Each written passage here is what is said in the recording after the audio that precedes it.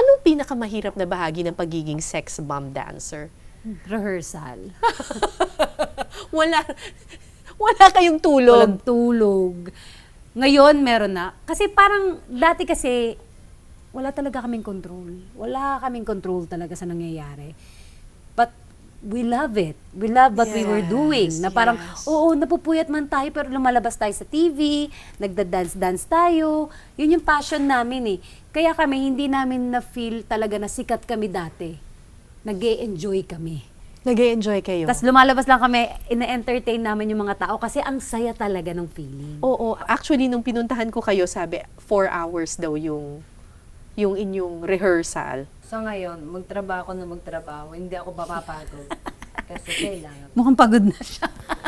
Oras sa isang araw. 4 hours kayong nagre-rehearsal. Late pa yan, Wala pa Miss kayong tulog nung Late in-interview pa. kita. Yes. Tapos tinanong kita, hindi ka ba napapagod, Ira? Nung dumating ako doon, birthday mo, nagtatrabaho ka. No excuses. Tapos ang sabi mo, hindi ka mapapagod Kasi kailangan ko talaga. kasi kailangan. Sandalan ako ng pamilya ko eh. Hindi man alam ng tao yun. Ako yung hugot nila para lumaban. Kasi dumating sa time, Miss Cara, nangihingi na kami ng pagkain.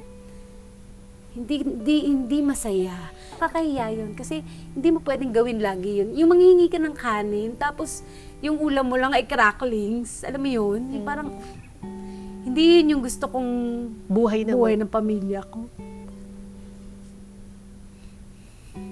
Kaya kahit mapagod, hindi pwedeng mapagod. Hindi. Ilalaban ko talaga siya. Saka masaya ako na lumalaban. Hindi ako yung may regret na kada sayaw mo, parang pagod na ako, parang sinasamantala nyo naman ako. Hindi, I'm happy. Content ako, Miss Cara. Na yung pagod ko dati, nakita ko man yung bunga, hindi pa rin ako tumitigil until now. Kasi yung pangarap ko, kasama pamilya ko. Hindi para sa akin lang. Kahit nagkaasawa na ako.